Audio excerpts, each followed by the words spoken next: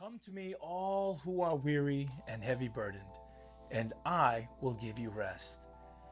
When was the last time you slowed down enough to rest? Have you stopped from the hustle and the bustle of this crazy world to reflect or meditate a while or breathe deeply? Well, you need to, because this season is a long one.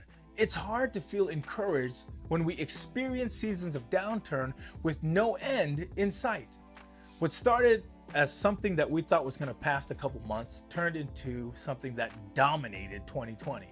Wave after wave of challenging events just kept unfolding. Political toxicity has turned families against each other.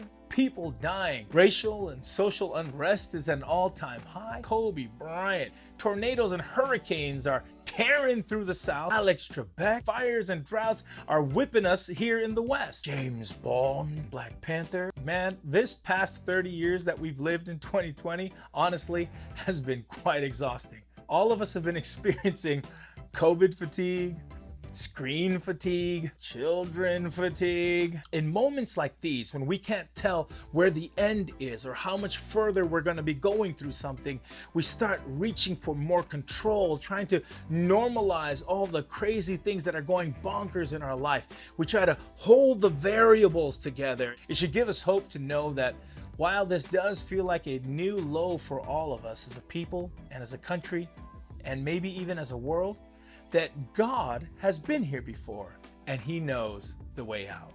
I mean, just ask Moses, who God called to help take the Israelites out of 400 some odd years of a bad season in Egypt. Or talk to Daniel, who was exiled with his people and ended up having to serve under 6 different foreign kings. Or ask Jeremiah, who has a book called Lamentations, which literally means to passionately weep. We weren't meant to control all the variables. Proverbs says, trust the Lord with all your heart and lean not on your own understanding. Why? Why trust the Lord with all our heart and not lean to our understanding? Because God has been here before. God knows what he's doing. He's not shaken by circumstances. He's not unsure of the outcome. He knows the way out. I know there's a lot going on, but as long as you continue to try and control it all, you will become more overwhelmed and full of anxiety. It's okay not to have control of it. I'm part of a faith tradition by which we celebrate a sabbatical, a Shabbat. A Shabbat is an intentional break or a rest. We celebrate this because it reminds us that we don't have to be in control of all things, that we can rest in the one who does control all things. My identity is solely tied to God. You don't have to have control over all things. Take a break. Give God the wheel for a while and just rest. Spend time sitting at the mystery of God's goodness. Yes, he does have plans for you. And yes, there are plans to prosper and not to harm, but that may not come in the form that you will gain more control or get more stuff for yourself. Trusting God with control means that you're going to have to be okay with giving up control and okay with not gaining more stuff. One of my favorite captions from the book Invitation to a Journey by Robert Mulholland reads this way: graspers powerfully resist being grasped by God.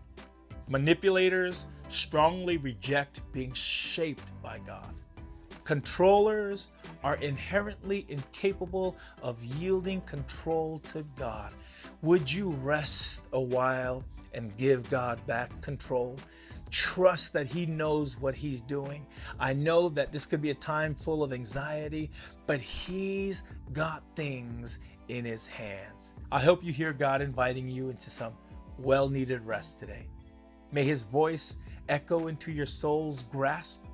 Come to me, all who are weary and heavy burdened, and I will give you rest. So, give it a break. Pray with me. God, we come to you again with our heavy burdens, our variables, and our addiction to control.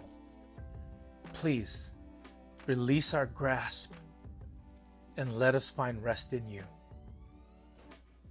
Amen. I'll see you tomorrow.